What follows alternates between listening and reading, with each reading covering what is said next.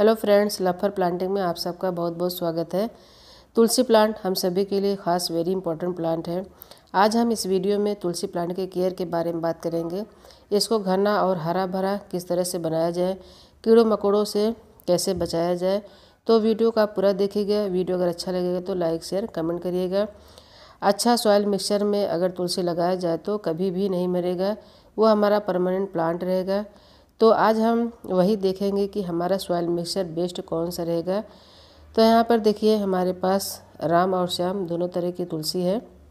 तो point number 1 पर बात कर लेते हैं कि मेडिसिनल प्रॉपर्टीज़ कौन से तुलसी में सबसे ज़्यादा रहती है। तो ये है राम तुलसी।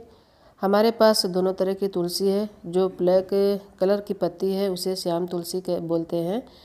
उसके अंदर काफ़ी ज़्यादा मेडिसिनल प्रॉपर्टीज़ होती है, लेकिन हम राम तुलसी भी इजीली कंज्यूम कर सकते हैं। दोनों ही तुलसी बहुत ही ज़्यादा बेनिफिट देती है। आयुर्वेदिक के हिसाब से हम दिन में एक बार तो हमें कंज्यूम करना ही चाहिए। कुछ लोगों की शिकायत रहती है कि तुलसी का पौधा सूख जाता है। तो हम लोग गलती क्या करते हैं कि तुलसी के पौधे में ज़्यादा पानी दे देते हैं। ज़्यादा पानी देने से तुलसी के पौधे की जो जड़ रहती है गल जाती है, इसी से तुलसी का पौधा सूख जाता है। और भी कई ऐसी चीज़ें रहती हैं जो कि आप तुलसी के पौधे में नहीं करते हैं, तो इस वजह से भी तुलसी का पौधा ख़राब हो जाता है। सबसे पहले तुलसी के पौधे को लगाने के लिए आपको सॉइल मिक्सचर बेस्ट बनाना होगा। तो यहाँ पे देखिए तुलसी के पौधे में पानी रुके नहीं, पानी अच्छी तरह से ड्रेन हो जाए, तो इसमें आपको सैंड मिलाना होगा। तुलसी के पौधे की मिट्टी जो है आपको हल्की और भुरभुरी बनाना होगा। तो यहाँ पे हमने 70% मिट्टी लिया है और 30% रेत लिया है, यानी बालू लिया है। दोनों को खूब अच्छी तरह से मिलाने के बाद अब आपको इसमें खाद देना है। आप कोई सा भी खाद ले सकते हैं, वर्मिंग कंपोस्ट ले सकते हैं या फिर गोबर की खाद ले सकते हैं। यहाँ पे हमने वर्मिंग कंपोस्ट लिया है। तीनों को अच्छी तरह से आप मिलाकर इसकी मिट्टी तैयार करिए। अब पॉइंट नंबर 2 पर हम आते हैं कि हमें तुलसी के पौधे की जो पॉट है वो किस तरह से उसकी साइज़ होनी चाहिए। तो आप हमेशा बड़े पॉट में इसको लगाइए। 10 या 12 इंच के पॉट को आप सेलेक्ट करिए। तो यहाँ पर देखिए मेरा ये 12 इंच का पॉट है। इसमें एक ड्रेनेज होल ज़रूर होना चाहिए ताकि पानी अच्छे से ड्रेन हो जाए।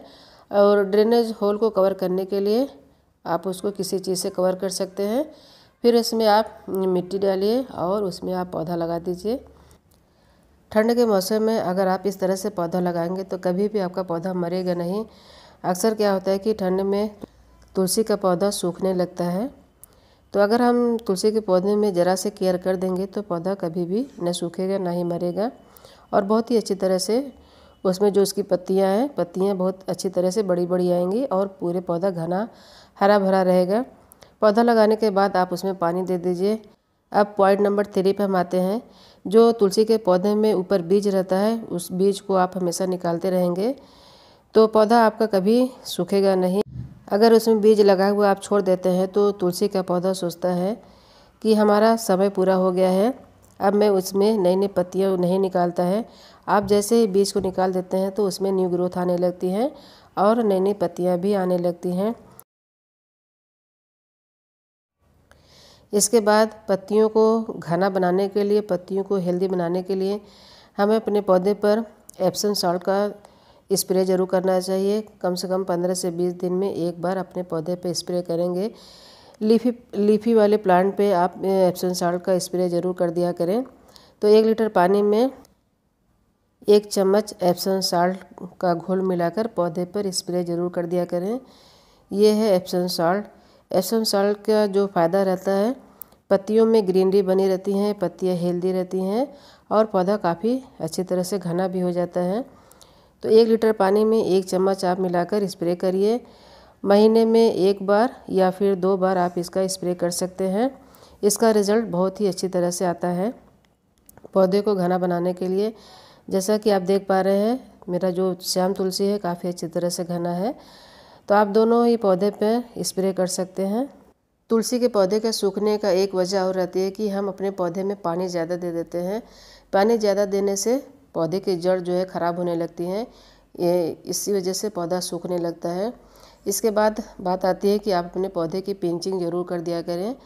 आप पौधा जब भी लगा रहे हैं स्टार्टिंग में भी और हमेशा आपको पिंचिंग करते रहना चाहिए। पिंचिंग करने से भी पौधा घना होता है।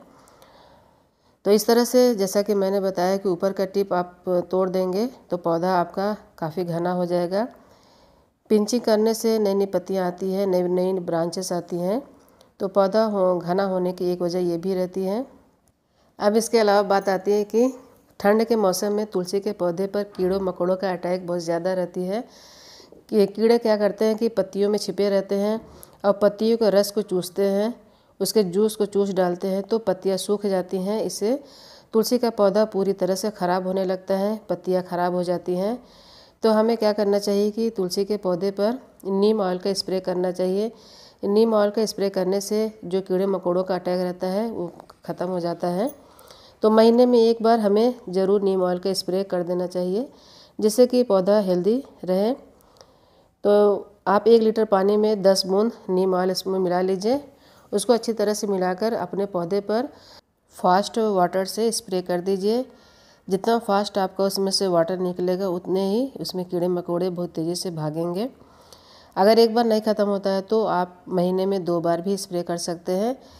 तो 1-2 बार स्प्रे करने से ही सारे कीड़े मकोड़े ख़त्म हो जाएंगे। ठंड के मौसम में आप अपने पौधे को दिन भर की धूप में रखा करें। शेडी एरिया में बिल्कुल ही ना रखें। धूप में रखेंगे तो पौधा अच्छी तरह से ग्रोथ करता रहेगा। तो ये 1 महीने के बाद का रिज़ल्ट है, काफ़ी अच्छी तरह से पौधा हो गया है। तो बस दोस्तों, वीडियो अगर अच्छा लगा होगा तो लाइक शेयर कमेंट करिएगा, चैनल को सब्सक्राइब करिएगा।